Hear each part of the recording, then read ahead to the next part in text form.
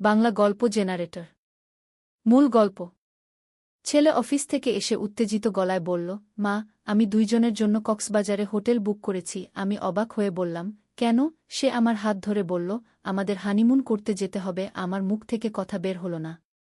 সে আমাকে সোফায় বসিয়ে বলল, মা, আমি আর স্বাভাবিক মা-ছেলের সম্পর্ক চাই না। আমি কাঁপতে কাঁপতে বললাম, তুই কি বলছিস? সে আমার সামনে হাঁটু গেড়ে বসে বলল, মা, আমি তোমাকে ভালোবাসি। শুধু মা হিসেবে নয়। আমার চোখ জ্বলে ভরে গেল। সে আমার হাতে একটা রিং পরিয়ে দিয়ে বলল, এটা আমাদের বিয়ের রিং। আমি হাত সরিয়ে নিতে চাইলে সে চেপে ধরল। মা, আমরা কক্সবাজার গিয়ে নতুন জীবন শুরু করব। আমার গলা শুকিয়ে গেল। সে ট্রাভেল ব্যাগ বের করে আনল। দেখো, আমি তোর জন্য নতুন শাড়িও কিনেছি। আমি দেখলাম লাল রঙের একটা সুন্দর শাড়ি। মা, এটা পরে তুমি আরও সুন্দর লাগবি। আমি প্রতিবাদ করতে গেলে সে আমার ঠোঁটে আঙুল রাখল। শুধু শোনো মা, আমি জানি এটা অদ্ভুত, কিন্তু আমি তোমাকে ছাড়া বাঁচতে পারব না। সে আমার চোখের দিকে তাকিয়ে বলল, সমুদ্রের পাড়ে আমরা হাত ধরে হাঁটব। আমার হৃদস্পন্দন বেড়ে গেল। সে আমার কপালে চুমু দিয়ে বলল, মা, আমাদের প্রেমের গল্প শুরু হোক কক্সবাজার থেকে। আমি বুঝতে পারছিলাম না কি বলবো। সে আমার নীরবতায় খুশি হয়ে বলল, আমি জানতাম তুমি রাজি হবে। এই গল্পটি সম্পূর্ণ শুনলে আপনাদের পানি অটোমেটিক বের হয়ে যাবে, সো যত দ্রুত সম্ভব হাতের কাছে টিস্যু নিয়ে বসে পড়ো।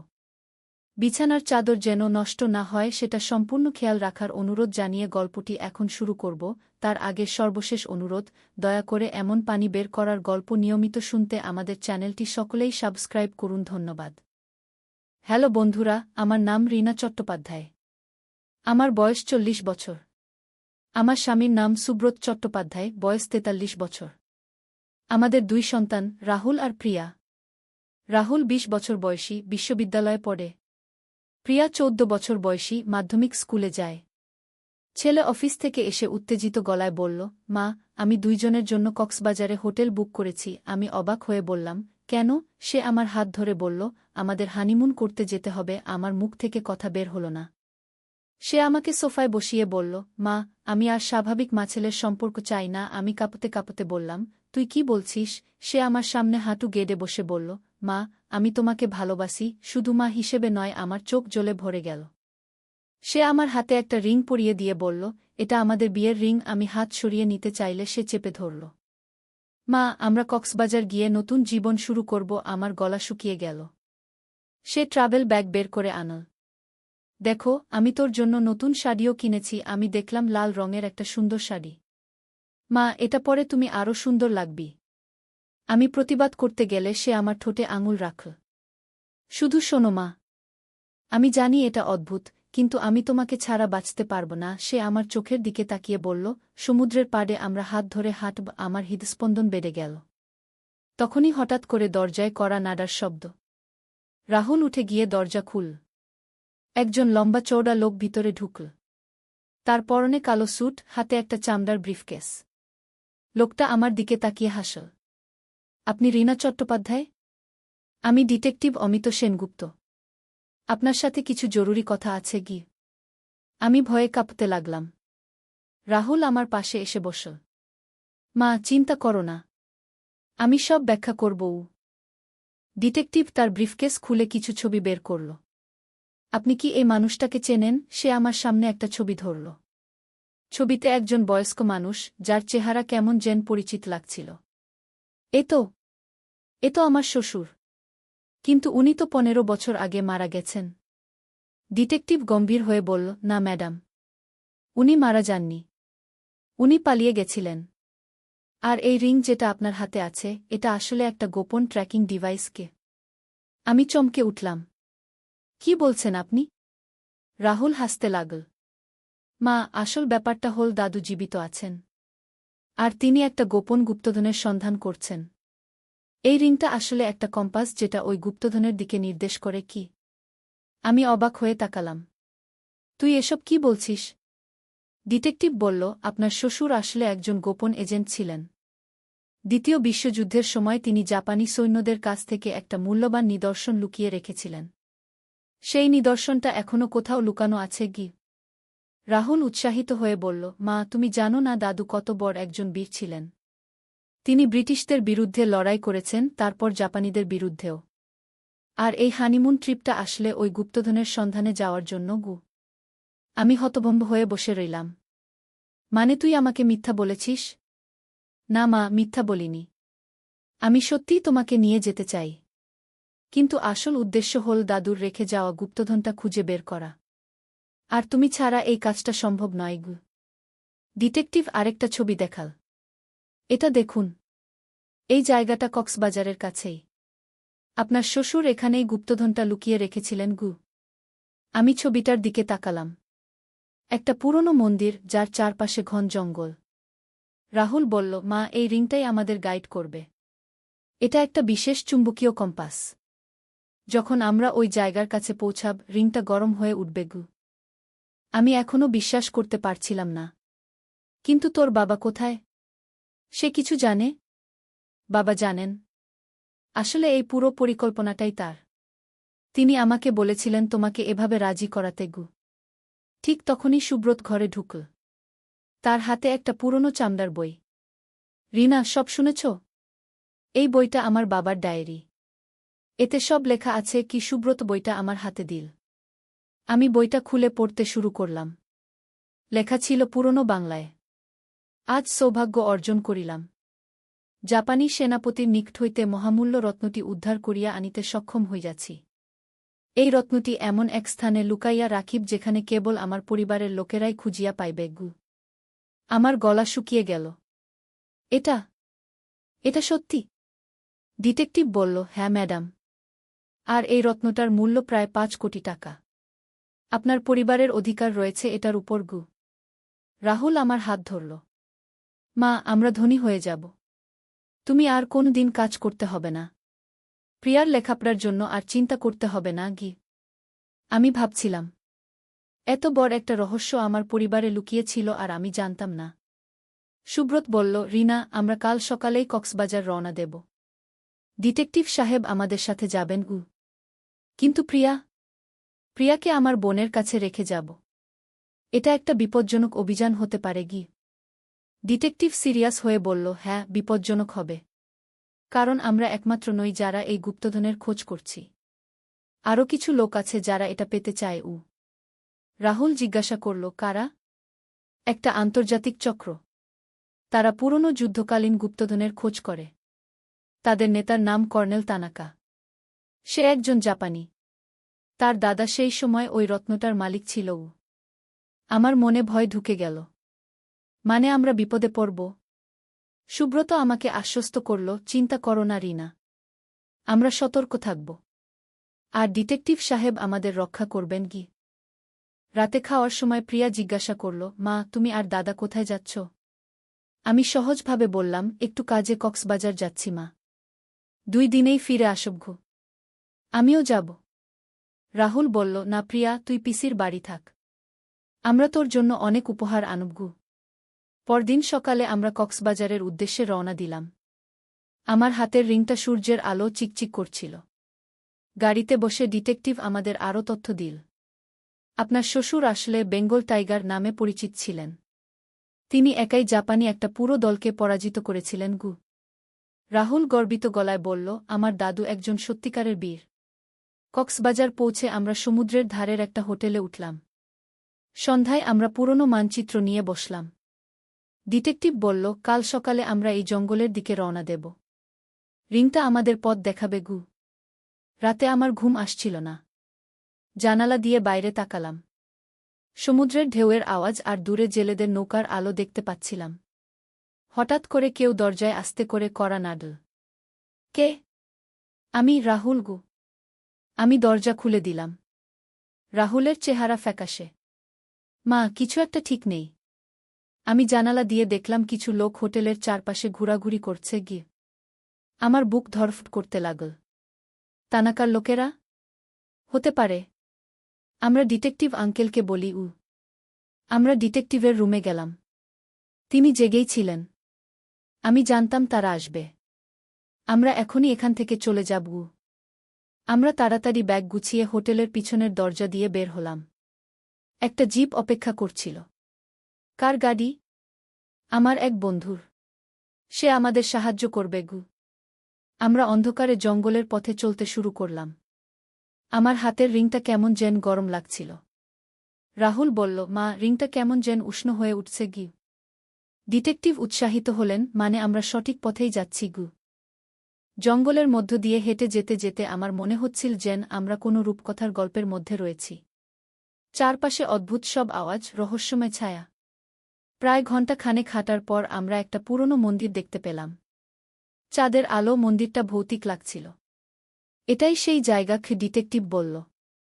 মন্দিরের সামনে একটা পুরনো কূপ। আমার হাতের রিং এখন প্রায় জ্বলে যাচ্ছে। রাহুল টর্চ ধরে কূপের মধ্যে তাকাল। মা, এখানে একটা সিঁড়ি আছে গি। আমরা একে একে কূপের মধ্যে নামলাম। নিচে একটা গুহার মতো জায়গা। ডিটেকটিভ দেয়ালের দিকে টর্চ ধরল। এখানে কিছু লেখা আছে গি। দেয়ালে পুরনো সংস্কৃতে কিছু লেখা। আর একটা ছোট্ট ছিদ্র। রাহুল বলল, মা, তুমি রিংটা এই ছিদ্রে দাও। আমি কাপা হাতে রিংটা ছিদ্রে ঢুকালাম। হঠাৎ করে একটা গুটগুট শব্দ। দেয়ালের একটা অংশ সরে গেল। ভিতরে একটা ছোট্ট কক্ষ। মাঝখানে একটা পাথরের বেদি। তার উপর একটা সোনার বাক্স। সুব্রত আমার কাঁধে হাত রেখে বলল, রিনা, আমরা সফল হয়েছি গু। ডিটেকটিভ সাবধানে বাক্সটা নিল। খুলে দেখল ভিতরে একটা বিশাল নীলকান্তমণি। চাঁদের আলো মণিটা রংধনুর মতো চিকচিক করছিল। এটাই সেই রত্ন। এর নাম নীল সাগর, ডিটেকটিভ বলল। রাহুল আনন্দে চিৎকার করে উঠল, আমরা ধনী হয়ে গেছি। কিন্তু হঠাৎ করেই আমাদের পিছন থেকে কেউ হাততালি দিল। আমরা চমকে পিছন ফিরলাম। একজন জাপানি মানুষ দাঁড়িয়ে আছে। তার সাথে আরও ৩ জন। কর্নেল তানাকাছো, ডিটেকটিভ গম্ভীর গলায় বলল। তানাকা ইংরেজিতে বলল, এই রত্নটা আমার পরিবারের সম্পত্তি। আমার দাদার কাছ থেকে চুরি করা হয়েছিল। আমি ভয়ে কাঁপছিলাম। রাহুল আমার পাশে এসে দাঁড়াল। ডিটেকটিভ বলল, তানাকা, তোমার দাদা এটা অন্যায়ভাবে দখল করেছিল। এটা আসলে একটা ভারতীয় মন্দিরের সম্পত্তি ছিল। যাই হোক, এখন এটা আমার। তানাকা তার লোকদের ইশারা করল। হঠাৎ করেই গুহার ভিতর একটা বিকট আওয়াজ। মনে হল যেন পুরো মন্দির কেঁপে উঠল। এখানে থেকে পালাতে হবে, ডিটেকটিভ চিৎকার করল। আমরা দৌড়ে কূপের দিকে গেলাম। কিন্তু তানাকার লোকেরা আমাদের পথ আটকাল। ঠিক তখনই আরেকটা বিস্ফোরণের আওয়াজ। গুহার ছাদ থেকে পাথর পড়তে শুরু করল। সুব্রত চিৎকার করে বলল, রিনা, তুমি আর রাহুল আগে যাও। আমি রাহুলের হাত ধরে কূপের দিকে দৌড়ালাম। পিছন থেকে তানাকার লোকেরা তাড়া করছিল। কূপের সিঁড়ি দিয়ে উপরে উঠতে উঠতে আমি শুনতে পেলাম ডিটেকটিভ আর সুব্রতের সাথে তানাকাদের মারামারির আওয়াজ। উপরে পৌঁছে আমি দেখলাম পুরো মন্দির কাঁপছে। মনে হচ্ছিল যেন একটা ভূমিকম্প হচ্ছে। রাহুল বলল, মা, বাবা আর ডিটেকটিভ আঙ্কেল কোথায়? তারা আসবে। আমরা এখানে অপেক্ষা করি। কিছুক্ষণ পর সুব্রত আর ডিটেকটিভ কূপ থেকে উঠে এল। তাদের হাতে সেই সোনার বাক্স। তানাকারা? আমি জিজ্ঞাসা করলাম। গুহার ভিতরে আটকে গেছে। ওই পুরনো ফাঁদটা কাজ করেছে, ডিটেকটিভ হাঁফাতে হাঁফাতে বলল। ফাঁদ? হ্যাঁ, তোমার শ্বশুর খুব চালাক ছিলেন। তিনি জানতেন কেউ না কেউ এই রত্নের খোঁজে আসবে। তাই একটা সুরক্ষা ব্যবস্থা করে রেখেছিলেন গি। আমরা দ্রুত জঙ্গল থেকে বের হয়ে এলাম। সকাল হয়ে গিয়েছিল। সূর্যের আলো সমুদ্র সৈকত সোনালি দেখাচ্ছিল। গাড়িতে বসে সুব্রত বাক্সটা খুল। নীলকান্তমণিটা এখন দিনের আলো আরও সুন্দর লাগছিল। এটা দিয়ে আমরা কি করব? আমি জিজ্ঞাসা করলাম। ডিটেকটিভ বলল, সরকারের কাছে জমা দিতে হবে। তারপর আপনারা পুরস্কার পাবেন। রাহুল বলল, কত টাকা পাব? প্রায় 2 কোটি টাকা। আমি বিশ্বাস করতে পারছিলাম না। এত টাকা পেলে আমাদের সব সমস্যার সমাধান হয়ে যাবে। কক্সবাজার থেকে ঢাকা ফেরার পথে আমি ভাবছিলাম আমার জীবনে কত বড় একটা পরিবর্তন এসে গেল। বাড়ি পৌঁছে প্রিয়া দৌড়ে এসে আমাকে জড়িয়ে ধরল। মা, তুমি অনেক দিন বাইরে ছিলে। 2 দিন মা, অনেক দিন নয়। মা, আমার জন্য কি এনেছ? রাহুল একটা বড় হাসি দিল। প্রিয়া, আমরা তোর জন্য একটা বিশাল সারপ্রাইজ এনেছি। সন্ধ্যায় পুরো পরিবার বসে গল্পটা শুনছিল। প্রিয়া অবাক হয়ে বলল, দাদু এত বড় বীর ছিলেন? সুব্রত বলল, হ্যাঁ, আর তোমার দাদুর কারণেই আমরা এত বড় সৌভাগ্যের অধিকারী হলাম। কিছুদিন পর ডিটেকটিভ খবর দিল যে সরকার আমাদের 2,50,00,000 টাকা দেবে। আমি প্রথমে বিশ্বাস করতে পারিনি। কিন্তু যখন ব্যাংকে টাকা এল তখন বুঝলাম সবই সত্যি। রাহুল বলল, মা, এখন আমি তোমাকে আসল হানিমুন করাতে নিয়ে যেতে পারি। আমি হেসে বললাম, বাবা, এর চেয়ে বড় অ্যাডভেঞ্চার আর কি হতে পারে? সুব্রত একটা নতুন বাড়ি কিন, প্রিয়ার জন্য ভালো স্কুলে ভর্তির ব্যবস্থা করল। রাহুলের বিশ্ববিদ্যালয়ের খরচ আর চিন্তা নেই। কিন্তু সবচেয়ে বড় কথা হলো আমরা একটা পরিবার হিসেবে আরও কাছে এসেছি। এই অভিযানের মধ্য দিয়ে আমি বুঝেছি আমার পরিবারের সবাই আমাকে কত ভালোবাসে। মাঝে মাঝে রাতে জানালার কাছে দাঁড়িয়ে আকাশের দিকে তাকাই আর ভাবি আমার শ্বশুরের কথা। তিনি যদি জানতেন তার রেখে যাওয়া উপহার আমাদের জীবনে কত বড় সুখ এনে দিয়েছে। আর সেই রিংটা, সেটা এখন আমাদের পারিবারিক সম্পদ হিসেবে সংরক্ষিত আছে। মাঝে মাঝে হাতে পড়ে দেখি, মনে হয় যেন সেই রোমাঞ্চকর দিনগুলো আবার ফিরে এসেছে। প্রিয়া প্রায় বলে, মা, আমি বড় হয়ে ডিটেকটিভ হব। রাহুল এখন ইতিহাস নিয়ে পড়াশোনা করে। সে বলে, মা, দাদুর মতো আমিও দেশের জন্য কিছু করতে চাই। আর আমি এখন জানি যে জীবনে যত বড় সমস্যায় আসুক, পরিবারের সাথে থাকলে সব কিছুর সমাধান হয়ে যায়। এই যে গল্পটা বললাম, এটা কিন্তু শুধু একটা গল্প নয়। এটা একটা পরিবারের ভালোবাসা আর একতার গল্প। এটা একটা স্বামীর তার স্ত্রীর প্রতি ভালোবাসার গল্প। এটা একটা ছেলের তার মায়ের প্রতি সম্মান আর যত্নের গল্প। কিন্তু সবচেয়ে বড় কথা হলো এটা একটা পরিবারের স্বপ্ন পূরণের গল্প। আমরা সবাই মিলে এমন একটা অভিযানে গিয়েছিলাম যেটা আমাদের জীবনকে সম্পূর্ণ পাল্টে দিয়েছে। তাই যখন রাহুল বলেছিল, আমাদের হানিমুন করতে যেতে হবে, সেটা আসলে শুধু একটা কৌশল ছিল। কিন্তু শেষ পর্যন্ত সেই হানিমুনটাই আমাদের জীবনের সবচেয়ে সুন্দর স্মৃতি হয়ে রয়ে গেল। আর এখন যখন কেউ আমাকে জিজ্ঞাসা করে, রিনা আপা, আপনার জীবনের সবচেয়ে রোমাঞ্চকর অভিজ্ঞতা কি, আমি হেসে বলি, আমার ছেলের সাথে গুপ্তধনের সন্ধানে যাওয়া। কারণ সেই অভিযানেই আমি বুঝেছিলাম যে জীবনের সবচেয়ে বড় গুপ্তধন হল পরিবার। আর সেই গুপ্তধনের কোনো মূল্য নেই, কারণ এটা অমূল্য। আজ যখন প্রিয়া ঘুমিয়ে পড়ে, রাহুল তার পড়াশোনায় ব্যস্ত থাকে, সুব্রত টিভি দেখে, আমি চুপচাপ রান্নাঘরে দাঁড়িয়ে ভাবি, জীবন কত অদ্ভুত। কখন কোনো দিক থেকে কি এসে জীবনটা পাল্টে দেয় কেউ জানে না। কিন্তু এক কথা নিশ্চিত, যদি সেদিন রাহুল আমাকে না বলত, মা, আমাদের হানিমুন করতে যেতে হবে, তাহলে আমি কখনোই জানতে পারতাম না যে আমার শ্বশুর কত বড় একজন বীর ছিলেন। আর আমাদের পরিবারের ইতিহাসে কত বড় একটা রহস্য লুকিয়েছিল। তাই মাঝে মাঝে মনে হয় জীবনের প্রতিটা ঘটনাই একটা কারণে ঘটে। আর সেই ঘটনাগুলোই আমাদের জীবনের গল্পটা তৈরি করে। আমার গল্প তাই। শুরুটা ছিল অদ্ভুত, মাঝখানটা ছিল রোমাঞ্চকর, আর শেষটা হল সুখের। আর এখন যখন রাতে ঘুমাতে যাই, সেই নীলকান্তমণির মতো আমার স্বপ্নগুলোও চিকচিক করে। কারণ আমি জানি আগামীতেও আমাদের পরিবারে আরও অনেক সুন্দর ঘটনা অপেক্ষা করে আছে। একদিন আলী সাহেব সোহেলের অফিসে এলেন। সোহেল তাকে দেখে অবাক হয়ে গেল। স্যার, আপনি এখানে? হ্যাঁ সোহেল, তোমার অফিস একবার দেখতে চাইলাম। খুব সুন্দর হয়েছে। আলী সাহেব পুরো অফিস ঘুরে দেখলেন, কর্মচারীদের সাথে কথা বললেন। তারপর সোহেলের রুমে এসে বসলেন। সোহেল, তুমি অনেক দূর এসেছ। মনে আছে 7 বছর আগে তুমি যখন আমার অফিসে প্রথম এসেছিলে চা বানানোর কাজ করতে? হ্যাঁ স্যার, সব মনে আছে। আমি গর্বিত যে আমি তোমাকে একটা সুযোগ দিয়েছিলাম, আর তুমি সেই সুযোগকে কাজে লাগিয়েছ। জানো সফলতার মূল সূত্র কি? কি স্যার? কঠোর পরিশ্রম, সততা আর হাল না ছাড়া। তোমার মধ্যে এই 3টা গুণই আছে। সোহেল চোখে জল নিয়ে বলল, আপনি না থাকলে আজ আমি এখানে পৌঁছাতে পারতাম না স্যার। না সোহেল, আমি শুধু একটা দরজা খুলে দিয়েছিলাম। ভেতরে ঢুকে পথ তৈরি করেছ তুমি নিজে। আলী সাহেব চলে যাওয়ার আগে বললেন, আমার একটা বড় প্রজেক্ট আছে, একটা 20 ফ্লোর বিজনেস টাওয়ার। আমি চাই তুমি এই প্রজেক্টে আমার সাথে পার্টনার হও। 50-50। রাজি? সোহেল অবাক হয়ে গেল। এত বড় প্রজেক্ট? স্যার, আমার কি যথেষ্ট সামর্থ্য আছে? আছে, আমি বিশ্বাস করি। সোহেল রাজি হয়ে গেল। এটা তার জীবনের সবচেয়ে বড় প্রজেক্ট হবে। 50 অধ্যায়, বড় চ্যালেঞ্জ। 20 ফ্লোর বিজনেস টাওয়ারের কাজ শুরু হল। এটা সোহেলের জীবনের সবচেয়ে বড় চ্যালেঞ্জ।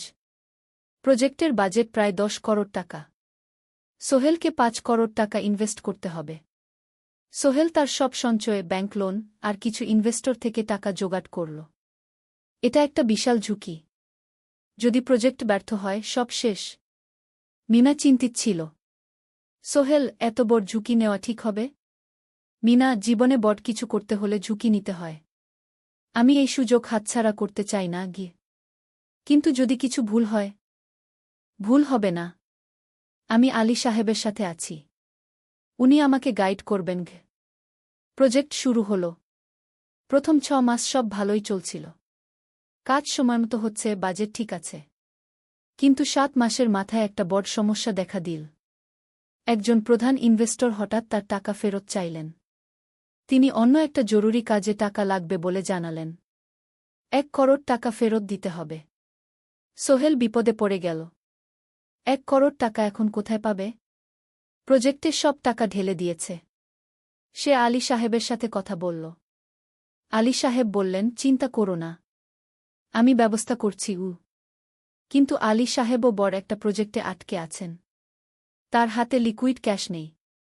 সোহেল অন্য ব্যাংক থেকে লোন নেওয়ার চেষ্টা করল। কিন্তু ব্যাংক বলল, ইতিমধ্যে তার অনেক লোন আছে, নতুন লোন দিতে পারবে না। সোহেল রাতে ঘুমাতে পারছিল না। খাওয়া দাওয়া বন্ধ করে দিয়েছিল। মিনা তাকে দেখে খুব চিন্তিত হয়ে গেল। সোহেল, প্লিজ নিজেকে এভাবে শেষ করে ফেলো না। কোনো একটা রাস্তা বের হবেই কি। কিন্তু সোহেল কোনো রাস্তা দেখতে পাচ্ছিল না।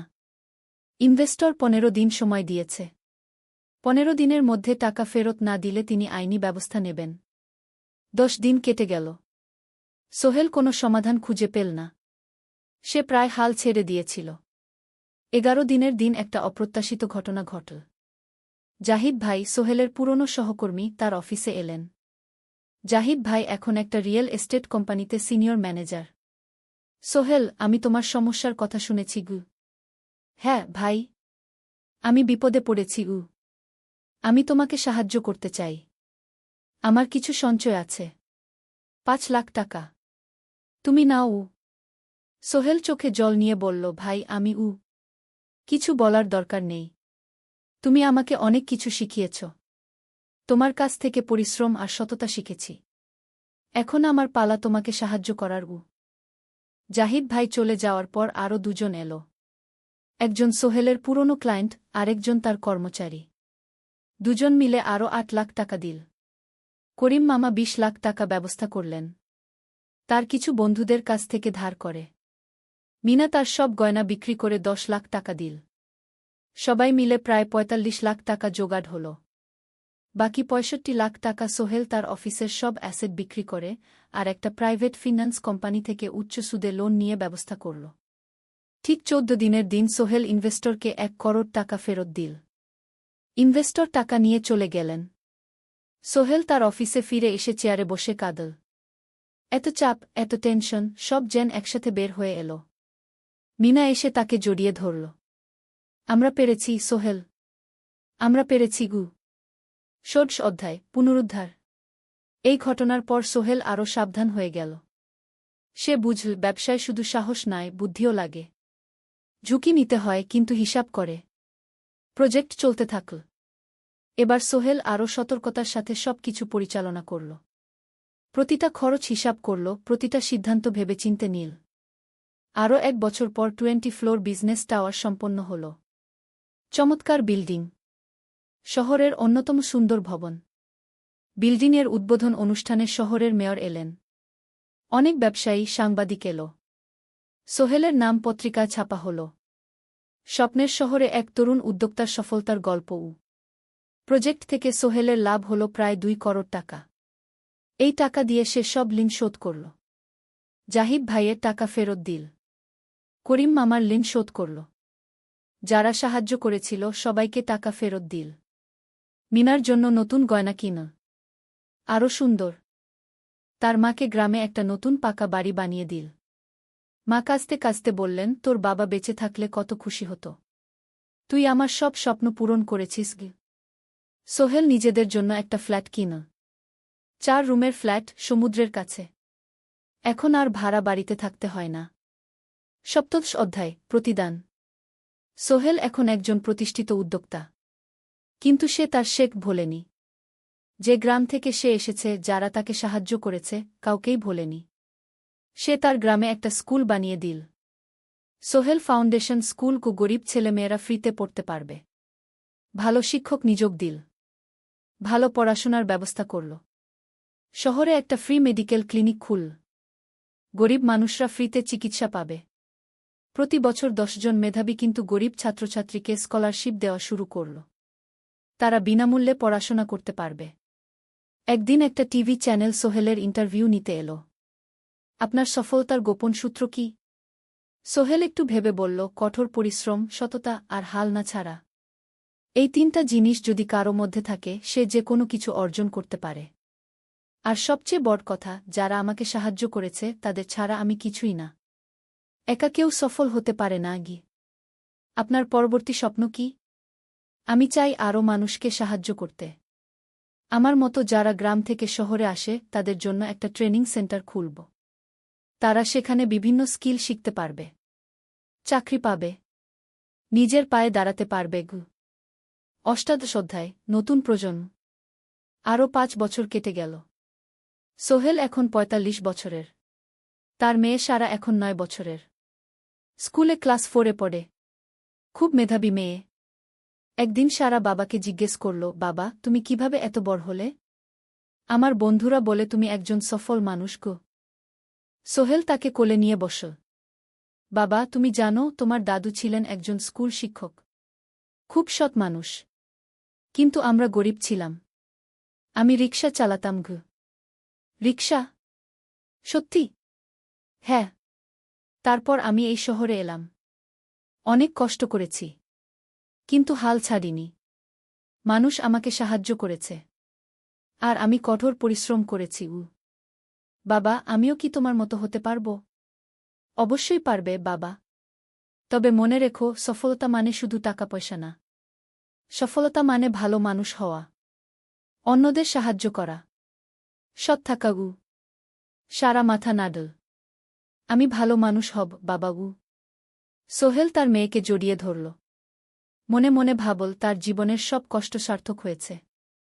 মিনা রান্নাঘর থেকে ডাকল, খাবার তৈরি। এসো। সোহেল সারাকে নিয়ে ডাইনিং টেবিলে গেল। ঋতু এসেছে। সে এখন বিয়ে করেছে, তার একটা ছেলে হয়েছে। সোহেলের মা মাঝে মাঝে চট্টগ্রামে বেড়াতে আসেন। আজও এসেছেন। সবাই মিলে খেতে বসল। হাসিগল্পে ভরা পরিবার। সোহেল তাকাল তার মায়ের দিকে, মিনার দিকে, সারার দিকে, ঋতুর দিকে। মনে হল, জীবনে আর কি চাই? খাওয়া শেষে সবাই বসে রইল। গল্প করছিল। হঠাৎ সোহেলের ফোন বাজল। অফিস থেকে। একটা জরুরি বিষয়। সোহেল ফোন রেখে দিয়ে মিনাকে বলল, একটা নতুন প্রজেক্টের প্রস্তাব এসেছে। একটা এতিমখানা বানানোর কাজ। সরকারি প্রজেক্ট। তুমি নেবে? অবশ্যই। এটা আমার স্বপ্নের প্রজেক্ট। যেসব বাচ্চাদের বাবা মা নেই তাদের জন্য একটা সুন্দর জায়গা। মিনা হাসল। তুমি কখনো বদলাও না। এখনো অন্যদের কথা ভাবো। এটাই তো জীবন মিনা। শুধু নিজের জন্য বাঁচলে কি হবে? 49 অধ্যায়, উত্তরাধিকার। 10 বছর আরও কেটে গেল। সোহেল এখন 55 বছরের। তার চুলে পাক ধরেছে। কিন্তু শক্তি এখনো আগের মতোই। সারা এখন 19 বছরের। সে বিশ্ববিদ্যালয়ে ইঞ্জিনিয়ারিং পড়ছে। সে চায় বাবার মতো কনস্ট্রাকশন ইন্ডাস্ট্রিতে কাজ করতে। একদিন সারা বাবাকে বলল, বাবা, আমি তোমার কোম্পানিতে কাজ করতে চাই। এখনও তো তোর পড়াশোনা বাকি। জানি। কিন্তু আমি এখন থেকেই শিখতে চাই। ছুটির দিনে তোমার সাথে সাইটে যেতে চাই। দেখতে চাই কিভাবে কাজ হয়। সোহেল খুশি হয়ে গেল। তার মেয়ে তার পথ অনুসরণ করতে চায়। ঠিক আছে। কিন্তু শর্ত হল, তোকে সবকিছু নিজ থেকে শিখতে হবে। কোনো স্পেশাল ট্রিটমেন্ট পাবি না। আমি তো তাই চাই বাবাগু। সারা তার বাবার সাথে কাজ শিখতে শুরু করল। সে দেখল কিভাবে শ্রমিকরা কাজ করে, কিভাবে ম্যাটেরিয়াল বাছাই করতে হয়, কিভাবে একটা প্রজেক্ট ম্যানেজ করতে হয়। সোহেল তাকে কোনো সহজ পথ দিল না। সারাকেও সবার মতো কষ্ট করতে হল। সাইটে রোদে দাঁড়িয়ে থাকতে হল। শ্রমিকদের সাথে কথা বলতে হল। কিন্তু সারা হাল ছাড়ল না। সে তার বাবার মেয়ে। পরিশ্রম করতে জানে। 3 বছর পর সারা গ্রাজুয়েট হল। সে সোহেলের কোম্পানিতে জুনিয়র প্রজেক্ট ম্যানেজার হিসেবে যোগ দিল। সোহেল ধীরে ধীরে সারাকে বড় দায়িত্ব দিতে শুরু করল। সারা তার বাবার মতোই সৎ, পরিশ্রমী।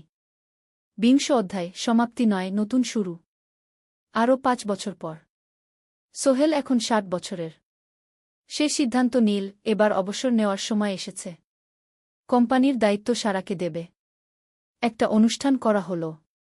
সোহেল আনুষ্ঠানিকভাবে কোম্পানির চেয়ারম্যান পদ থেকে অবসর নিল। সারা হল নতুন ম্যানেজিং ডিরেক্টর। সোহেল তার বক্তব্যে বলল, আমি যখন এই শহরে এসেছিলাম আমার পকেটে ছিল মাত্র ৫,০০০ টাকা, একটা ছোট্ট ব্যাগ, আর অনেক স্বপ্ন। আজ ৪০ বছর পর আমি পেছনে ফিরে তাকাই, দেখি একটা দীর্ঘ পথ। সেই পথে অনেক কষ্ট ছিল, অনেক বাধা ছিল, কিন্তু ছিল অনেক ভালোবাসাও, অনেক মানুষের সাহায্যও। আমি বিশ্বাস করি সফলতা একা আসে না। এটা আসে অনেক মানুষের সমর্থন, ভালোবাসা আর বিশ্বাস নিয়ে। আমি যা কিছু অর্জন করেছি তা আমার একার না। এটা আমার পরিবারের, আমার কর্মচারীদের, আমার বন্ধুদের, সবার। আজ আমি আমার মেয়ে সারার হাতে এই দায়িত্ব তুলে দিচ্ছি। আমি জানি সে আমার চেয়ে ভালো করবে, কারণ সে শিখেছে আমার ভুল থেকে, আমার অভিজ্ঞতা থেকে। অনুষ্ঠান শেষ হল। সবাই চলে গেল। সোহেল আর মিনা অফিসে একা দাঁড়িয়ে রইল। মিনা, মনে আছে আমরা প্রথম কখন দেখা হয়েছিলাম? হ্যাঁ, তোমার সেই ছোট্ট মুদি দোকানে। তুমি বিস্কুট কিনতে এসেছিলে। কে ভেবেছিল সেই দিন থেকে আমাদের এই পর্যস্বপ্নের শহর। প্রথম অধ্যায়, যাত্রা শুরু। সকাল ৭টা বেজে গেছে। ঢাকার কমলাপুর রেলস্টেশনে মানুষের ভিড়। চারদিকে চা বিস্কুট বিক্রেতাদের চিৎকার, ট্রেনের হর্ন আর যাত্রীদের কোলাহল। এই বিশাল ভিড়ের মধ্যে একটা ছোট্ট ব্যাগ হাতে দাঁড়িয়ে আছে সোহেল। বয়স মাত্র ২২। গায়ের রং শ্যামলা, চোখে স্বপ্নের ঝিলিক। ভাইজা, চট্টগ্রামের টিকিট আছে? সোহেল টিকিট কাউন্টারের সামনে দাঁড়িয়ে জিজ্ঞেস করল। আছে। ৩০ টাকা। কাউন্টারের লোকটা উত্তর দিল। সোহেল তার পকেট থেকে টাকা বের করল। মোট ৫,০০০ টাকা। এই টাকা সে জমিয়েছে গত ৩ বছরে রিকশা চালিয়ে। তার স্বপ্ন ছিল চট্টগ্রাম গিয়ে একটা ভালো চাকরি পাওয়া। গ্রামে আর থাকতে চায় না সে। বাবা মারা গেছেন ১০ বছর আগে। মা আর ছোট বোন ঋতুকে নিয়ে সংসার চালাচ্ছিল রিকশা চালিয়ে। কিন্তু এভাবে তো আর সারা জীবন চলবে না। টিকিট কেটে সোহেল প্ল্যাটফর্মে এলো। ট্রেন ছাড়বে আর মাত্র ১৫ মিনিট পরে। সে একটা বেঞ্চে বসে পড়ল। ব্যাগটা বুকের কাছে চেপে ধরল।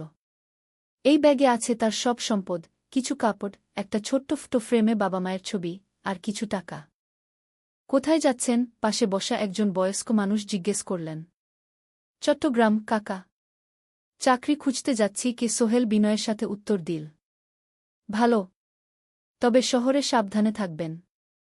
শহর মানে অনেক সুযোগ, কিন্তু অনেক ফাঁদও আছে। বয়স্ক লোকটা বললেন। সোহেল মাথা নাড়ল। সে জানে শহরের জীবন সহজ না, কিন্তু তার কোনো বিকল্প নেই। গ্রামে রিকশা চালিয়ে মাসে ৩,৫০০ টাকা আয় হতো। তার মধ্যে সংসার চালাতে হতো, বোনের স্কুলের খরচ দিতে হতো, মায়ের ওষুধের খরচ দিতে হতো। কিছুই বাঁচত না।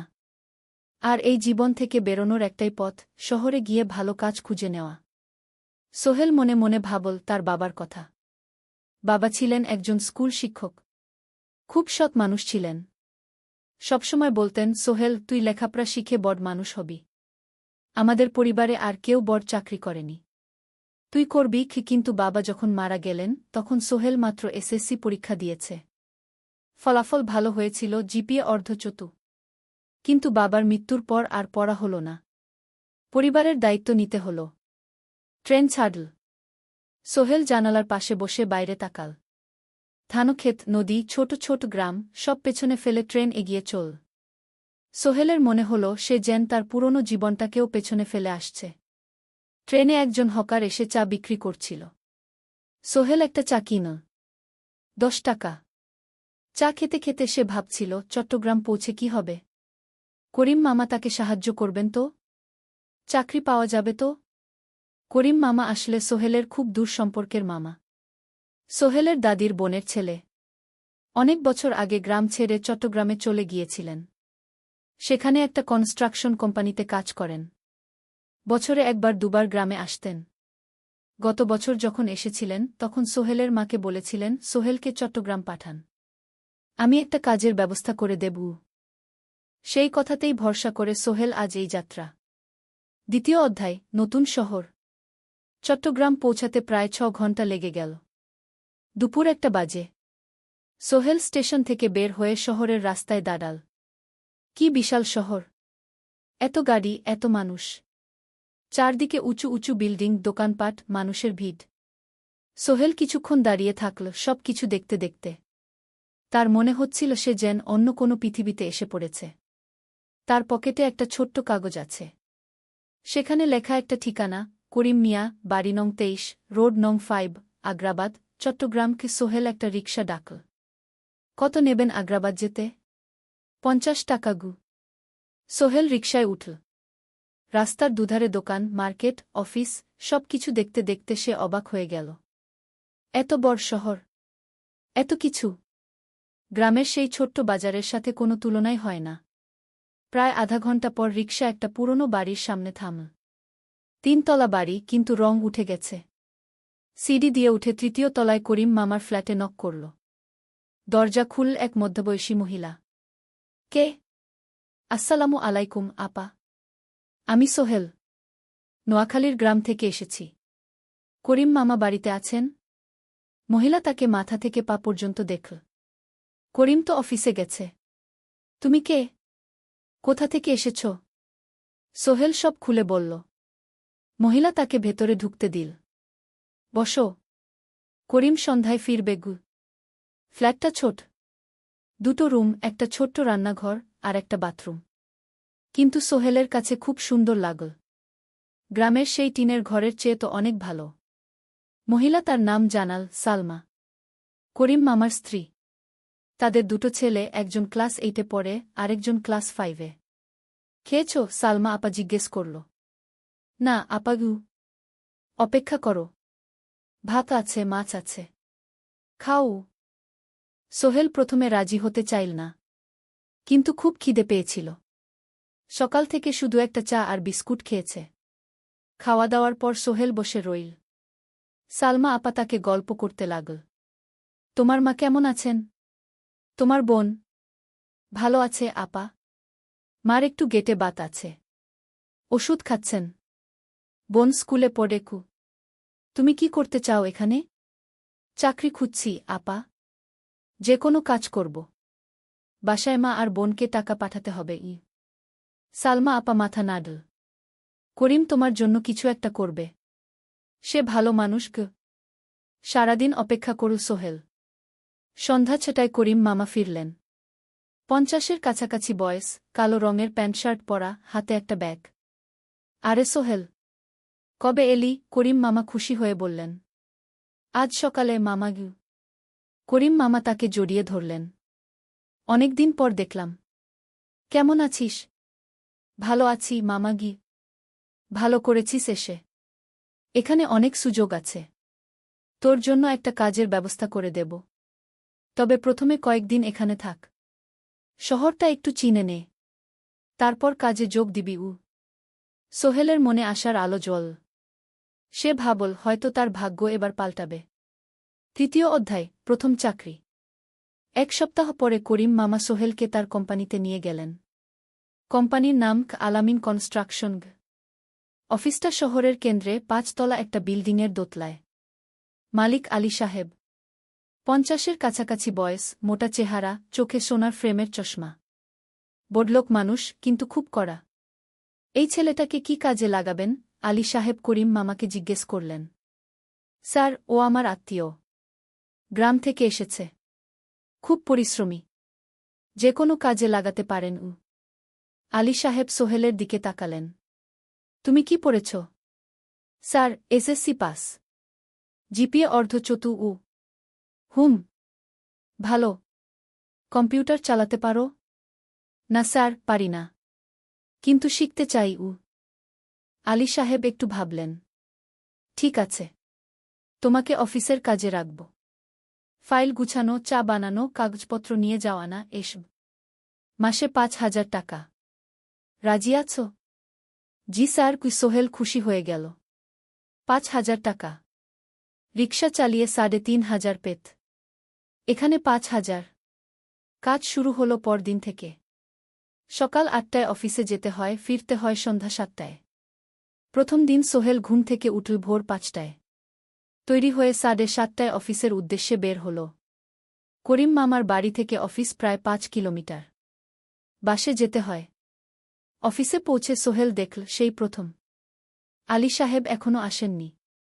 অফিস খোলা ছিল না। 8-10 মিনিট পর একজন লোক এসে অফিস খুল। তুমি নতুন? জি। আমি সোহেল গু। আমি জাহিদ, অ্যাসিস্ট্যান্ট ম্যানেজার। এসও। জাহিদ ভাই সোহেলকে সব কিছু দেখাল। অফিসে মোট 6 জন কর্মচারী। 2 জন ইঞ্জিনিয়ার, একজন অ্যাকাউন্ট্যান্ট, একজন অ্যাসিস্ট্যান্ট ম্যানেজার, জাহিদ ভাই, একজন রিসেপশনিস্ট, আর এখন সোহেল। সোহেলের কাজ শুরু হলো চা বানানো দিয়ে। তারপর অফিস পরিষ্কার করা, ফাইল গুছানো, কাগজপত্র এক জায়গা থেকে আরেক জায়গায় নিয়ে যাওয়া। কাজ কঠিন না, কিন্তু সারাদিন দৌড়ঝাঁপ করতে হয়। দুপুরে খাবারের জন্য আধা ঘন্টা বিরতি। সোহেল একটা ছোট হোটেলে গিয়ে ভাতডাল তরকারি খেল। 50 টাকা। সন্ধ্যায় অফিস বন্ধ হল। সোহেল ক্লান্ত হয়ে বাসায় ফিরল। কেমন লাগল প্রথম দিন? করিম মামা জিজ্ঞেস করলেন। ভালো মামা। অনেক কিছু শিখলাম ঘ। প্রথম মাসের শেষে সোহেল বেতন পেল 5,000 টাকা। সে 3,000 টাকা মাকে পাঠাল। মা ফোনে কাঁদতে লাগলেন। আল্লাহ তোকে ভালো রাখুক সোহেল। সোহেলের চোখেও জল এলো। তার মনে হল সে একটা বড় কাজ করতে পেরেছে। চতুর্থ অধ্যায়, শহরের জীবন। 3 মাস কেটে গেল। সোহেল এখন শহরের সাথে মিশে গেছে। প্রতিদিন অফিসে যাওয়া আসার পথে সে দেখে হাজারো মানুষের জীবন। কেউ সফল, কেউ ব্যর্থ, কিন্তু সবাই চলছে নিজের পথে। সোহেল অফিসের কাজের পাশাপাশি কম্পিউটার শেখার চেষ্টা করছে। অফিসে একটা কম্পিউটার আছে। যখন কেউ ব্যবহার করে না, তখন সোহেল একটু একটু শিখার চেষ্টা করে। জাহিদ ভাই তাকে সাহায্য করেন। সোহেল, তুমি যদি কম্পিউটার ভালোভাবে শিখতে পারো, তাহলে তোমার ভবিষ্যৎ উজ্জ্বল। জাহিদ ভাই একদিন বললেন। কিভাবে শিখব ভাই? ট্রেনিং সেন্টারে যাও। সন্ধ্যায় ক্লাস আছে। মাসে 2,000 টাকা লাগবে গে। সোহেল ভাবল, 2,000 টাকা অনেক, কিন্তু এটা বিনিয়োগ, ভবিষ্যতের জন্য। সে একটা ট্রেনিং সেন্টারে ভর্তি হল। সপ্তাহে 3 দিন, সন্ধ্যা 7:30 থেকে রাত 9টা পর্যন্ত ক্লাস। কম্পিউটারের basic, MS Word, Excel, PowerPoint, internet ব্যবহার। একদিন অফিস থেকে ফেরার সময় সোহেল একটা দোকানে চা খেতে গেল। দোকানের পাশেই একটা ছোট্ট মুদি দোকান। সেখানে একটা মেয়ে বসে আছে। বয়স হবে 20-এর কাছাকাছি। সাদাসিধে চেহারা, সাদা শাড়ি পরা, কিন্তু চোখে এক ধরনের দৃঢ়তা। ভাইজা, 1 প্যাকেট বিস্কুট দেন কি? সোহেল বলল। মেয়েটা বিস্কুট দিল। 20 টাকা। সোহেল টাকা দিয়ে যাচ্ছিল, হঠাৎ মেয়েটা বলল, আপনি নতুন এসেছেন এই এলাকায়, তাই না? হ্যাঁ।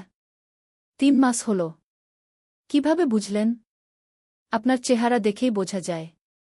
এখনও গ্রামের ছোঁয়া আছে। আর আপনি প্রতিদিন এই পথ দিয়ে যান। দেখেছি কি? মেয়েটা হাসল। সোহেলও হেসে ফেল। আপনি খুব পর্যবেক্ষক মনে হচ্ছে গি। জীবনে অনেক কিছু দেখেছি, তাই মানুষকে চিনতে শিখেছি গ। আপনার নাম? মিনা। এই দোকান আমার বাবার। উনি অসুস্থ, তাই আমি দেখছি গু। সেদিন থেকে সোহেল প্রায়ই সেই দোকানে যেতে শুরু করল। মিনার সাথে গল্প করত। ধীরে ধীরে তাদের মধ্যে একটা বন্ধুত্ব তৈরি হল। মিনাও তার জীবনের গল্প বলল। মিনার মা মারা গেছেন যখন সে মাত্র 7 বছরের। বাবা আব্দুল হামিদ একা হাতে মিনাকে বড় করেছেন। মুদি দোকান দিয়ে সংসার চালান। মিনা কলেজে পড়ে, অনার্স 2nd ইয়ার। সকালে কলেজে যায়, দুপুরে ফিরে এসে দোকান সামলায়।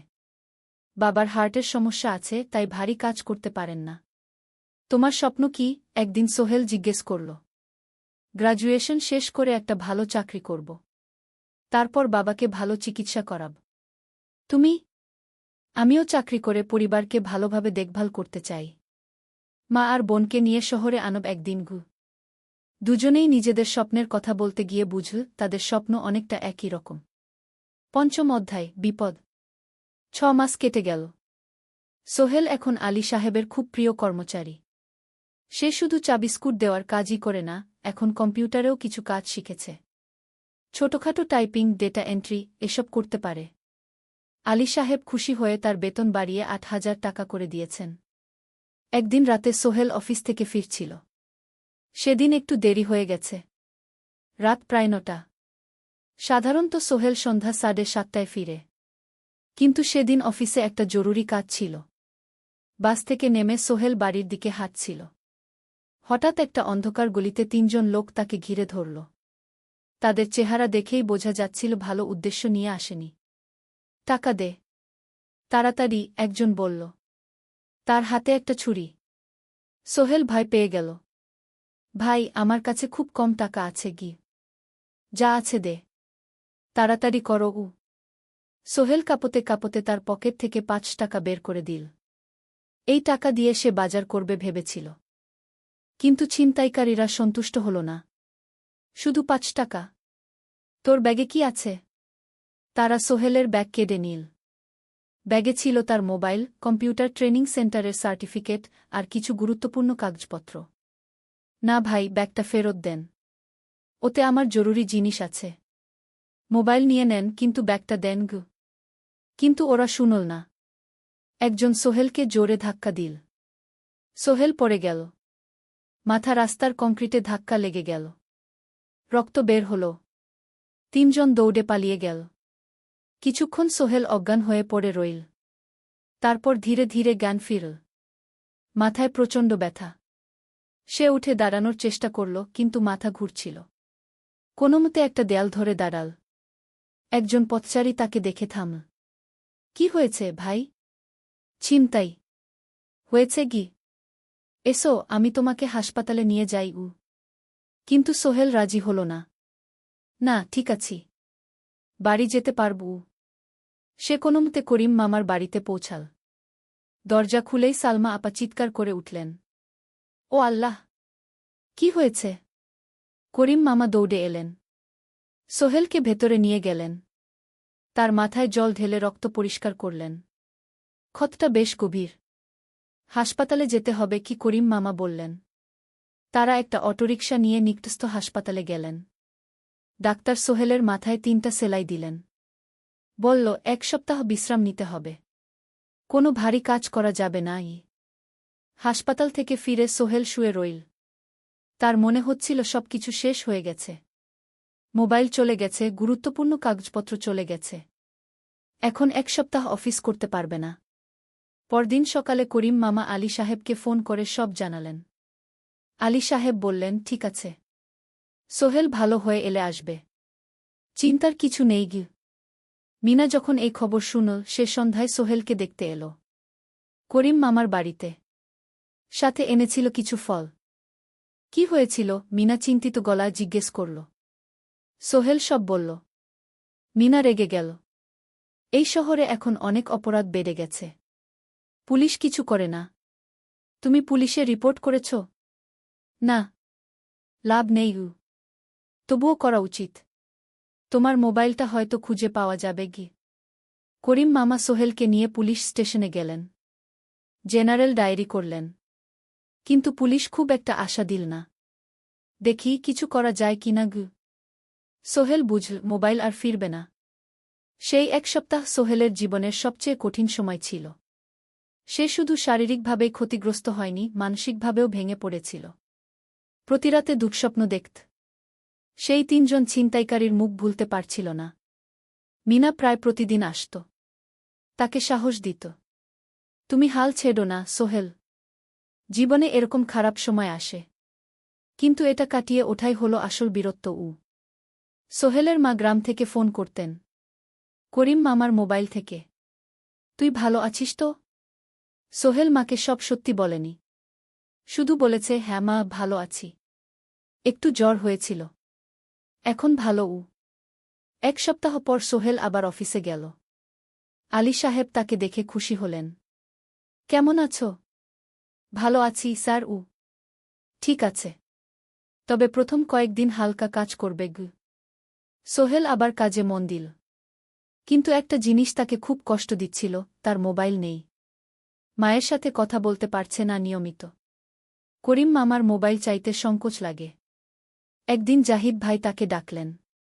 সোহেল, আমার একটা পুরনো মোবাইল আছে, তুমি ব্যবহার করো? না ভাই, আমি নাও, আমার কাজে লাগছে না, তুমি রাখো গু। সোহেল কৃতজ্ঞতায় প্রায় কেঁদে ফেল। ধন্যবাদ ভাই। মোবাইল পেয়ে সোহেল প্রথমেই মাকে ফোন করল। মা খুব খুশি হলেন। এতদিন ফোন করিসনি কেন? মা, মোবাইলটা নষ্ট হয়ে গিয়েছিল, নতুন নিয়েছি। মায়ের গলায় স্বস্তি ফুটে উঠল। ষষ্ঠ অধ্যায়, নতুন সুযোগ। আরও 3 মাস কেটে গেল। সোহেল পুরোপুরি সুস্থ হয়ে গেছে। তার জীবন আবার স্বাভাবিক হয়ে এসেছে। সে এখন কম্পিউটার ট্রেনিং শেষ করেছে, সার্টিফিকেট পেয়েছে। কিন্তু একটা ঘটনা তার জীবনে বড় পরিবর্তন নিয়ে এলো। একদিন সকালে আলী সাহেব তাকে ডাকলেন। সোহেল, বসো। সোহেল বসল। মনে একটু ভয় লাগছিল। আলী সাহেব কি তাকে বকবেন? সোহেল, তুমি তো এখন কম্পিউটার চালাতে পারো? জি স্যার, একটু একটু শিখেছি। ভালো, আমি তোমার কাজ দেখছি। তুমি খুব পরিশ্রমী আর সৎ। আমাদের কোম্পানিতে এরকম মানুষের দরকার। সোহেল কিছু বুঝতে পারছিল না। আমি তোমাকে একটা সুযোগ দিতে চাই। আমাদের কোম্পানি একটা ট্রেনিং প্রোগ্রাম চালু করছে নতুন কর্মচারীদের জন্য। 6 মাসের কোর্স। কম্পিউটার অ্যাকাউন্টিং, ভবন নির্মাণের হিসাব নিকাশ, প্রজেক্ট ম্যানেজমেন্ট সব শিখবে। কোম্পানি সব খরচ দেবে। ট্রেনিংয়ের সময় তোমার বেতনও চলবে। রাজি আছো? সোহেল বিশ্বাস করতে পারছিল না। স্যার, সত্যি? আমাকে এত বড় সুযোগ দিচ্ছেন? হ্যাঁ। তুমি ভালো ছেলে, পরিশ্রমী। আমি তোমাকে এগিয়ে দিতে চাই। ভবিষ্যতে তুমি এই কোম্পানির একজন গুরুত্বপূর্ণ কর্মচারী হবে। সোহেল কৃতজ্ঞতায় প্রায় কেঁদে ফেল। ধন্যবাদ স্যার, আমি কঠোর পরিশ্রম করব। আমি জানি। সেদিন সন্ধ্যায় সোহেল মিনার দোকানে গেল। মিনাকে খবরটা দিল। মিনা খুব খুশি হল। তার চোখে জল এসে গেল। তুমি পারবে সোহেল, আমি জানি। সোহেল তার মা আর বোনকেও ফোন করে খবরটা দিল। মা কাঁদতে লাগলেন। তোর বাবা বেঁচে থাকলে কত খুশি হতো। ট্রেনিং শুরু হলো পরের মাস থেকে। প্রতিদিন সকালে 3 ঘন্টা ক্লাস, তারপর বাকি সময় অফিসের কাজ। ক্লাসে 5 জন নতুন কর্মচারী। সবাই তরুণ, উৎসাহী। শিক্ষক ছিলেন একজন অভিজ্ঞ ইঞ্জিনিয়ার, নাম রহিম স্যার। তিনি খুব ভালোভাবে সব কিছু বুঝাতেন। কম্পিউটার অ্যাকাউন্টিং, এক্সেলে জটিল ক্যালকুলেশন, প্রজেক্টের বাজেট তৈরি, সময় ব্যবস্থাপনা সব। সোহেল পুরো মনোযোগ দিয়ে শিখতে লাগল। সন্ধ্যায় বাড়ি ফিরে প্র্যাকটিস করত। করিম মামার ছেলের কাছ থেকে একটা ল্যাপটপ ধার নিত কখনো কখনো। 6 মাস পরে ট্রেনিং শেষ হল। সবাই সার্টিফিকেট পেল। আলী সাহেব একটা অনুষ্ঠান করলেন। সোহেল সেরা পারফর্মার হিসেবে একটা বিশেষ পুরস্কার পেল, 5,000 টাকা বোনাস। আলী সাহেব ঘোষণা করলেন, সোহেল, আজ থেকে তুমি আমাদের জুনিয়র অ্যাকাউন্ট অ্যাসিস্ট্যান্ট। তোমার বেতন 15,000 টাকা। সোহেল অবাক হয়ে গেল। 8,000 থেকে 15,000, প্রায় দ্বিগুণ। সেদিন রাতে সোহেল ঘুমাতেই পারল না। খুশিতে, উত্তেজনায় তার চোখে ঘুম নেই। সে ভাবল তার জীবন কিভাবে বদলে যাচ্ছে। 2 বছর আগে যে রিকশা চালাত, আজ সে একটা নামকরা কোম্পানির অ্যাকাউন্ট অ্যাসিস্ট্যান্ট। 7ম অধ্যায়, প্রেম ও প্রস্তাব। 1.5 বছর হয়ে গেল সোহেলের চট্টগ্রাম আসার। সে এখন একজন সফল যুবক। তার মা গ্রামে খুব খুশি। প্রতি মাসে সোহেল 10,000 টাকা পাঠায়। ছোট বোন ঋতু এখন কলেজে ভর্তি হয়েছে সোহেলের পাঠানো টাকায়। মায়ের চিকিৎসাও ভালোভাবে হচ্ছে। মিনার সাথে সোহেলের সম্পর্ক এখন আর শুধু বন্ধুত্ব নয়। দুজন দুজনকে ভালোবাসে। কিন্তু কেউ কাউকে সরাসরি বলার সাহস পায়নি। প্রতিদিন দেখা হয়, গল্প হয়, কিন্তু সেই একটা কথা বলা হয়ে ওঠে না। একদিন শুক্রবার ছুটির দিন। সোহেল মিনাকে বলল, আজ কি একটু ঘুরতে যাবে? কোথায়? পতেঙ্গা বিচ। তুমি কি কখনো গেছ? না। কিন্তু আমার দোকান। শুক্রবার। তোমার বাবা সামলাবে। মিনা রাজি হয়ে গেল। দুপুরে দুজনে বাস নিয়ে পতেঙ্গা গেল। সমুদ্র দেখে মিনা অবাক হয়ে গেল। কি সুন্দর। দুজনে বালিতে বসল। ঢেউয়ের শব্দ শুনতে শুনতে গল্প করছিল। হঠাৎ সোহেল বলল, মিনা, তোমার সাথে কিছু বলার ছিল। বলো। সোহেল একটা লম্বা শ্বাস নিল। তুমি জানো আমি তোমাকে ভালোবাসি। মিনা হাসল। তার চোখ ভিজে গেল। জানি। আমিও তোমাকে ভালোবাসি সোহেল। সোহেল অবাক হয়ে গেল। সত্যি? হ্যাঁ। অনেকদিন ধরেই জানি। তুমি আমার জীবনে এসে সব কিছু বদলে দিয়েছ।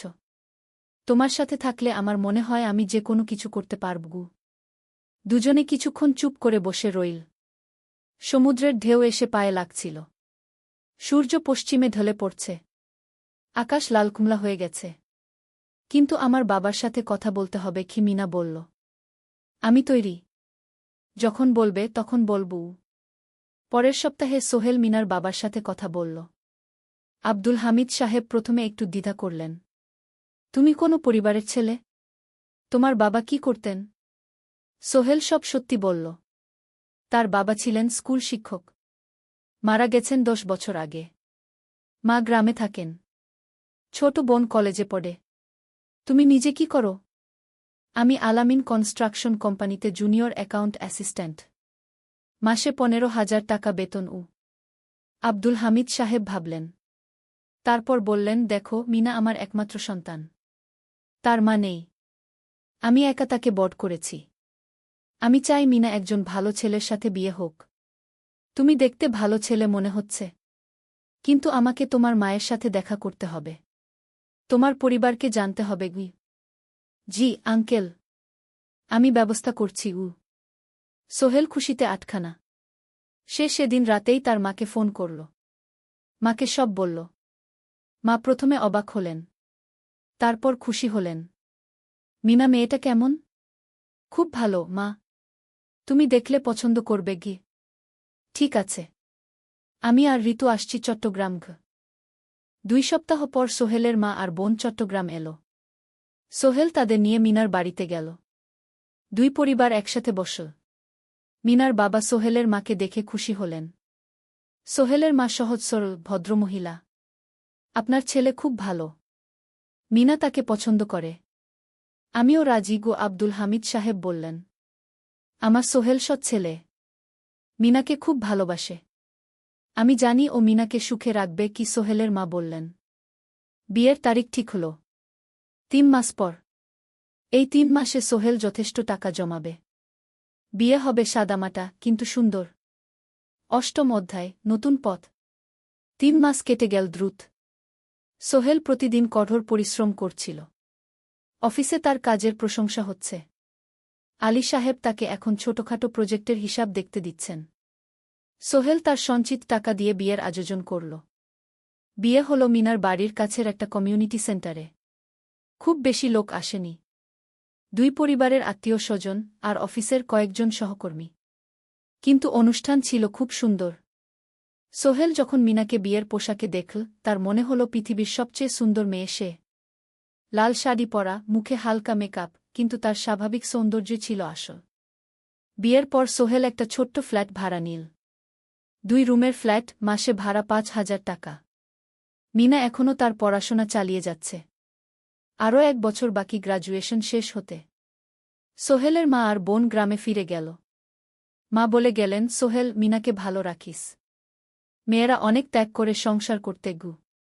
জানি মা। নতুন জীবন শুরু হল। সোহেল সকালে অফিসে যায়, সন্ধ্যায় ফেরে। মিনা সকালে কলেজে যায়, দুপুরে ফিরে রান্না করে, ঘর গোছায়। সন্ধ্যায় দুজনে একসাথে বসে পড়াশোনা করে, গল্প করে, টিভি দেখে। জীবন সুন্দর ছিল। কিন্তু চ্যালেঞ্জও ছিল। মাসিক খরচ, ভাড়া 5,000, বাজার 3,000, বিদ্যুৎ গ্যাস 1,000, মায়ের জন্য 5,000, মিনার কলেজের খরচ 1,200। মোট প্রায় 14,000 টাকা। বাঁচত মাত্র 1,000 খানেক। কিন্তু সোহেল হাল ছাড়ল না। সে সন্ধ্যায় একটা কম্পিউটার ট্রেনিং সেন্টারে পার্ট টাইম পড়ানো শুরু করল। সপ্তাহে 3 দিন 2 ঘন্টা করে। এতে মাসে আরও 3,000 টাকা আসতে লাগল।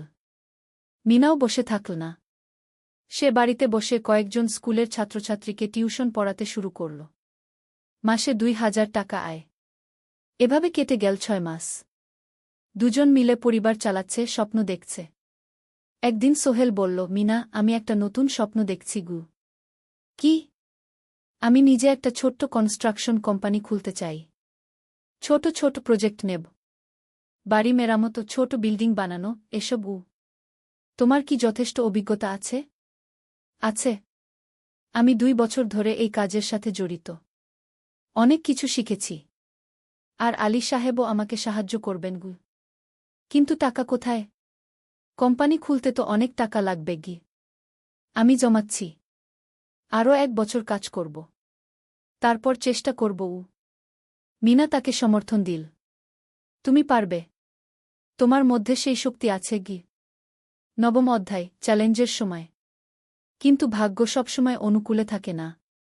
সোহেল যখন স্বপ্ন দেখছিল নিজের কোম্পানি খোলার, তখনই একটা বড় সমস্যা এলো। আলী সাহেবের কোম্পানি একটা বড় প্রজেক্ট পেয়েছিল। একটা ১০তলা বিল্ডিং বানানোর কাজ। কিন্তু প্রজেক্টের প্রধান ইনভেস্টর হঠাৎ পালিয়ে গেল। তিনি কোম্পানির কাছ থেকে প্রায় ৫০ লাখ টাকা নিয়ে গেছেন, কিন্তু কাজ শেষ হয়নি। কোম্পানি বড় ক্ষতির মুখে পড়ল। আলী সাহেব অনেক কর্মচারীকে ছাঁটাই করতে বাধ্য হলেন। প্রায় ১০ জনকে চাকরি থেকে বাদ দিলেন। বাকিদের বেতন কমাতে হল। সোহেলকে আলী সাহেব ডেকে বললেন, সোহেল, আমি তোমাকে রাখতে চাই। তুমি বিশ্বস্ত কর্মচারী। কিন্তু তোমার বেতন কমাতে হবে। ১৫,০০০ থেকে ১০,০০০। সোহেল মনে মনে চিন্তায় পড়ে গেল। ১০,০০০ টাকায় সংসার চলবে কিভাবে? মায়ের খরচ, ভাড়া, বাজার সব মিলিয়ে তো ১৪,০০০ টাকা লাগে। কিন্তু সে কিছু বলল না। ঠিক আছে স্যার। বাড়ি ফিরে সোহেল মিনাকে সব বলল। মিনা চিন্তিত হয়ে গেল। এখন কি হবে? চিন্তা করো না। আমি পার্ট টাইম টিউশনির সময় বাড়াব। আর তুমিও বেশি করে টিউশন নাও। কিন্তু আমার তো পড়াশোনাও আছে গি। জানি। কিন্তু এখন এটাই করতে হবে গু। সোহেল সন্ধ্যায় আরও ২টো জায়গায় পার্ট টাইম কাজ খুঁজল। একটা দোকানের সন্ধ্যায় হিসাব দেখার কাজ পেল। মাসে ২,০০০ টাকা। আরেকটা জায়গায় সপ্তাহান্তে কম্পিউটার রিপেয়ারের কাজ পেল। মাসে ১,৫০০ টাকা। মিনাও ৩ জন নতুন স্টুডেন্ট নিল টিউশনে। তার আয় বাড়ল ২,০০০ থেকে ৩,৫০০। কঠিন সময় ছিল। সোহেল সকাল ৮টায় অফিসে যেত, সন্ধ্যা ৬টায় ফিরত। তারপর একটু বিশ্রাম নিয়ে ৭:৩০টায় বের হতো পার্ট টাইম কাজে। রাত ১০টায় বাড়ি ফিরত। রবি-সোমবার কম্পিউটার রিপেয়ারের কাজ। মিনাও সকালে কলেজে যেত, দুপুরে ফিরে রান্না করত, তারপর বিকেলে টিউশন পড়াত। রাতে খাওয়া দাওয়ার পর পড়াশোনা করত। দুজনেরই শরীর খারাপ হতে শুরু করল। সোহেল একদিন অফিসে অজ্ঞান হয়ে পড়ে গেল। ডাক্তার দেখাতে নিয়ে গেল। ডাক্তার বলল, অতিরিক্ত পরিশ্রম। শরীরে পুষ্টির অভাব। ঠিকমতো খাচ্ছেন না মনে হচ্ছে গি। সত্যি কথা, খরচ বাঁচাতে সোহেল আর মিনা অনেক সময় কম খেত। মাংস মাছ কিনত সপ্তাহে একদিন। বাকি সময় শাকসবজি, ডাল। মিনা সোহেলকে বলল, আর নয় সোহেল। তুমি এভাবে নিজেকে শেষ করে ফেলছ। আমার পড়াশোনা বন্ধ করে দিই। আমি ফুল টাইম চাকরি করি গি। না, সোহেল জোর দিয়ে বলল। তোমার পড়াশোনা বন্ধ হবে না। আরও মাত্র ৬ মাস বাকি। তুমি গ্রাজুয়েট হবেই গি। কিন্তু তুমি। আমি ঠিক হয়ে যাব। চিন্তা করো না গে। কিন্তু পরিস্থিতি আরও খারাপ হলো যখন সোহেলের মায়ের অসুখ হল। হার্টের সমস্যা। হাসপাতালে ভর্তি করতে হল। খরচ ৫০,০০০ টাকা। সোহেলের হাতে এত টাকা কোথায়? সে করিম মামার কাছে ধার চাইল। করিম মামা ২০,০০০ টাকা দিলেন। বাকি ৩০,০০০ টাকা সোহেল একটা এনজিও থেকে ঋণ নিল। সুদের হার মাসে ২%। মায়ের চিকিৎসা হল। তিনি সুস্থ হয়ে গেলেন। কিন্তু সোহেল এখন ঋণের বোঝায় পড়ে গেল।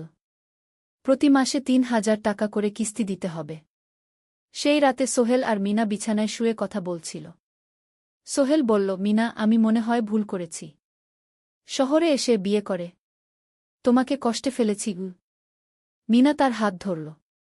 না সোহেল, তুমি ভুল করনি। জীবনে এরকম খারাপ সময় আসে। কিন্তু এটা কাটিয়ে ওঠাই হলো আসল শক্তি। আমরা একসাথে আছি। একসাথে থাকব। সবকিছু ঠিক হয়ে যাবে। মিনার কথায় সোহেল একটু সাহস পেল। হ্যাঁ, হাল ছাড়া যাবে না। 10ম অধ্যায়, আলোর দিকে। 3 মাস পরে পরিস্থিতি একটু ভালো হতে শুরু করল। আলী সাহেবের কোম্পানি একটা নতুন প্রজেক্ট পেল। একটা স্কুল বিল্ডিং বানানোর কাজ। কোম্পানি আবার স্থিতিশীল হতে শুরু করল। আলী সাহেব সোহেলকে ডেকে বললেন, সোহেল, আমি তোমার কঠোর পরিশ্রম দেখেছি। খারাপ সময়েও তুমি কোম্পানি ছেড়ে যাওনি। আমি কৃতজ্ঞ। আজ থেকে তোমার বেতন আবার 15,000 টাকা। সোহেল খুশি হয়ে গেল। ধন্যবাদ স্যার। মিনাও গ্র্যাজুয়েশন শেষ করল। ভালো ফলাফল করল। সে এখন চাকরি খুঁজছে। একদিন মিনা একটা প্রাইভেট স্কুলে শিক্ষিকার ইন্টারভিউ দিতে গেল। ইন্টারভিউ ভালো হল। তাকে নিযোগ দেওয়া হল। বেতন 12,000 টাকা। সেদিন সন্ধ্যায় দুজনে মিলে একটা ছোট্ট পার্টি করল। একটা বিরিয়ানি কিনল, কোমল পানীয় কিনল। দুজনে মিলে খেল। আমরা পেরেছি, সোহেল মিনা বলল। হ্যাঁ, আমরা পেরেছি। এখন দুজনের মিলিয়ে আয় 27,000 টাকা। খরচ চালানোর পর প্রায় 10,000 টাকা বাঁচে। সোহেল এই টাকা দিয়ে লেন শোধ করতে শুরু করল। পার্ট টাইম কাজগুলো ছেড়ে দিল। শরীরের যত্ন নেওয়া শুরু করল। আরও 6 মাস পরে সোহেলের কাছে একটা বড় সুযোগ এল। আলী সাহেব একদিন তাকে ডাকলেন। সোহেল, তুমি কি নিজের ব্যবসা করতে চাও? স্যার, আমি তোমাকে একটা ছোট্ট প্রজেক্ট দিতে চাই। একটা 3 তলা বিল্ডিংয়ের কনস্ট্রাকশন। তুমি ম্যানেজ করবে। আমি শুধু সুপারভাইজ করব। লাভের 50% তোমার। সোহেল ভাবল, এটা একটা বড় সুযোগ। কিন্তু ঝুঁকিও আছে। যদি কাজটা ভালোভাবে না হয়? স্যার, আমি চেষ্টা করব। কিন্তু যদি ভুল হয়? ভুল হবে না। আমি তোমার উপর বিশ্বাস রাখছি। তুমি পারবে। সোহেল রাজি হয়ে গেল। এই প্রজেক্ট তার জীবনে টার্নিং পয়েন্ট হতে পারে। 11 অধ্যায়, স্বপ্ন পূরণের পথে। পরের 6 মাস সোহেল খুব কঠোর পরিশ্রম করল। প্রজেক্টটা ম্যানেজ করা সহজ ছিল না। শ্রমিক নিযোগ, ম্যাটেরিয়াল কেনা, কাজের তদারকি, সময়মতো কাজ শেষ করা, সব দায়িত্ব তার। প্রথম 2 মাস খুব চাপের মধ্যে গেল। একদিন একজন শ্রমিক কাজ করতে গিয়ে আহত হল। সোহেল তাকে হাসপাতালে নিয়ে গেল, তার চিকিৎসার খরচ দিল। এতে প্রজেক্টের বাজেট একটু বাড়ল, কিন্তু সোহেল জানত এটা করা দরকার। আরেকদিন ভুল ম্যাটেরিয়াল ডেলিভারি হল। সোহেল সেগুলো ফেরত পাঠাল, সঠিক জিনিস আনাল। এতে 3 দিন দেরি হল, কিন্তু কাজের মান ঠিক রইল। মিনা তাকে সবসময় সাপোর্ট করছিল। সে এখন চাকরিতে স্থিতিশীল। স্কুলের বাচ্চারা তাকে পছন্দ করে। প্রিন্সিপাল তার কাজে খুশি। প্রজেক্ট শেষ হল 6 মাসে। সময়মতো, বাজেটের মধ্যে। বিল্ডিংয়ের মালিক খুব খুশি হলেন। তিনি আলী সাহেবকে ধন্যবাদ দিলেন। আলী সাহেব বললেন, ধন্যবাদ আমাকে না, এই ছেলেকে দিন। সোহেল পুরো প্রজেক্ট ম্যানেজ করেছে। প্রজেক্ট থেকে মোট লাভ হল 3 লাখ টাকা। সোহেল পেল 1.5 লাখ টাকা। তার জীবনে এত টাকা এই প্রথম। সে করিম মামার ঋণ শোধ করল। এনজিওর বাকি ঋণ শোধ করল। তারপর তার মাকে 50,000 টাকা পাঠাল। মা দিয়ে গ্রামের বাড়িটা একটু মেরামত করাল, বোন ঋতুর জন্য একটা ল্যাপটপ কিনল। বাকি টাকা দিয়ে সোহেল একটা ব্যাংক অ্যাকাউন্টে জমা রাখল। ভবিষ্যতের জন্য। আলী সাহেব সোহেলকে আরও 2টো প্রজেক্ট দিলেন। এবার একটু বড়। সোহেল আত্মবিশ্বাসের সাথে সেগুলোও শেষ করল। 2 বছর পরে সোহেল সিদ্ধান্ত নিল, এবার নিজের কোম্পানি খোলার সময় এসেছে। 10 অধ্যায়, নতুন শুরু। সোহেল তার সব জমানো টাকা দিয়ে একটা ছোট্ট অফিস ভাড়া নিল। 2 রুমের অফিস। একটা রুমে কাজের জায়গা, আরেকটায় ছোট্ট মিটিং রুম। অফিসের সামনে একটা বোর্ড লাগাল, Sohel construction and development. Mina তাকে সাহায্য করছিল। সে অফিসের অ্যাকাউন্টস দেখত সন্ধ্যায় স্কুল থেকে ফিরে। দুজন মিলে একটা টিম। প্রথমে ছোট ছোট কাজ নিল। বাড়ি মেরামত, দোকান সংস্কার, ছোট বিল্ডিং কনস্ট্রাকশন। কাজের মান ভালো রাখার চেষ্টা করল। সময়মতো শেষ করল। দাম ন্যায্য রাখল। ধীরে ধীরে সোহেলের সুনাম ছড়িয়ে পড়ল। মানুষ তাকে বিশ্বাস করত। তার কাছে নতুন নতুন কাজ আসতে লাগল। প্রথম বছর খুব কষ্ট হল। কখনো লাভ হতো, কখনো লস। কিন্তু সোহেল থেমে থাকল না। সে শিখতে লাগল ব্যবসা কিভাবে চালাতে হয়। দ্বিতীয় বছরে পরিস্থিতি ভালো হল। সোহেল এখন ৩ জন স্থায়ী কর্মচারী নিযোগ দিল। একজন ইঞ্জিনিয়ার, একজন সুপারভাইজার, একজন অফিস সহায়ক। তৃতীয় বছরে একটা বড় প্রজেক্ট পেল। একটা স্কুল বিল্ডিং বানানোর কাজ। ৫ তলা বিল্ডিং। সোহেল পুরো মনোযোগ দিয়ে কাজটা করল। শ্রমিকদের ভালো বেতন দিল, ভালো ম্যাটেরিয়াল ব্যবহার করল, সময়মতো কাজ শেষ করল। স্কুল কর্তৃপক্ষ খুব খুশি হল। তারা সোহেলের কাজের প্রশংসা করল। এই প্রজেক্ট থেকে সোহেল প্রায় ৫ লাখ টাকা লাভ করল। এই টাকা দিয়ে সে আরও ভালো একটা অফিস নিল। আরও কর্মচারী নিযোগ দিল। এখন তার কোম্পানিতে ১০ জন স্থায়ী কর্মচারী। প্রজেক্ট অনুযায়ী আরও শ্রমিক নিযোগ দেওয়া হয়। ১৩ অধ্যায় পরিবার। এদিকে সোহেল আর মিনার সংসারেও খুশির খবর এল। মিনা গর্ভবতী। ৯ মাস পর তাদের একটা মেয়ে হল। নাম রাখল সারা। সারা যখন জন্মাল, সোহেলের মা আর বোন চট্টগ্রামে এল। মা ১ মাস থেকে গেলেন। মিনাকে সাহায্য করলেন। সোহেল এখন একটা বড় ফ্ল্যাট ভাড়া নিয়েছে। ৩ রুমের ফ্ল্যাট। একটা রুমে সোহেল, মিনা, একটায় সারা, আরেকটায় অতিথি রুম। মায়ের জন্য সোহেল সিদ্ধান্ত নিল তাকে চট্টগ্রামে নিয়ে আসবে। গ্রামে একা থাকা ঠিক না। কিন্তু মা রাজি হলেন না। না বাবা, আমি গ্রামেই থাকব। এখানে আমার পরিচিত মানুষ আছে। তোর বোনকে নিয়ে যা। ও ঢাকায় পড়ছে, চট্টগ্রামে এনে ভালো কোথাও ভর্তি করিয়ে দেগি। সোহেল তাই করল। ঋতুকে চট্টগ্রাম বিশ্ববিদ্যালয়ে ভর্তি করিয়ে দিল। ঋতু এখন সোহেলের ফ্ল্যাটে থাকে, বিশ্ববিদ্যালয়ে পড়ে। সোহেলের মনে হল তার জীবন এখন পরিপূর্ণ। স্ত্রী, মেয়ে, বোন সবাই তার কাছে। ব্যবসা ভালো চলছে। মা গ্রামে সুখে আছেন। ১৪ অধ্যায় সফলতার শিখরে। ৫ বছর কেটে গেল। সোহেল এখন একজন সফল উদ্যোক্তা। তার কোম্পানি কি সোহেল কনস্ট্রাকশন অ্যান্ড ডেভেলপমেন্ট এখন চট্টগ্রামে বেশ পরিচিত। প্রায় ৩০ জন কর্মচারী তার অধীনে কাজ করে।